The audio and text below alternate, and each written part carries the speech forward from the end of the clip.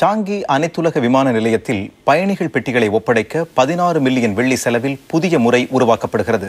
அது அடுத்த ஆண்டு மார்ச் மாத இறுதிக்குள் தயாராகிவிடும். விமான நிலையத்தில் பயணிகள் தங்களுடைய பெட்டிகளை ஒப்படைக்க அடுத்த ஆண்டில் பல புதிய வசதிகள் இருக்கும். அதனால் பயணிகள் நீண்ட நேரம் வரிசை பிடித்து நிற்க வேண்டியதில்லை. பயணிகள் முனையங்கள் 3லும் ஏறக்குறைய அனைத்து விமான நிறுவனங்களுக்கும் புதிய முறையை பயன்படுத்தலாம்.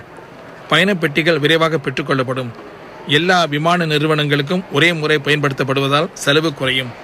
பயணிகளே சொந்தமாக தங்களுடைய பெட்டிகளை ஒப்படைக்கும் வசதிகளும் இருக்கும். தற்போது சிங்கப்பூர் ஏர்லைன்ஸ் நிறுவனம் மட்டுமே அந்த வசதியை அளிக்கிறது. அடுத்த ஆண்டுக்குள் முதலாவது பயணிகள் முனையத்தில் சுமார் 6 விமான நிறுவனங்கள் அந்த வசதியை வழங்கும். தொழில்நுட்பம் வளர வளர விமான நிலையங்களுக்கு வெளியே பயண பெட்டிகளை ஒப்படைக்கும் வசதி கிடைக்கும். எடுத்துக்காட்டாக அமெரிக்காவில் 50 ஓட்டல்களில் அத்தகைய வசதி உண்டு. பயணிகள் ஓட்டல்களிலேயே பெட்டிகளை ஒப்படைத்துவிட்டு விமானத்திற்கு செல்லும் அனுமதி சீட்டுகளை பெற்றுக்கொண்டு வசதியாக விமான நிலையத்திற்கு செல்லலாம். சிங்கப்பூரில் ஒருங்கிணைந்த உல்லாச தலங்கள் செயல்படும் போது அத்தகைய வசதி சாத்தியமாகலாம்.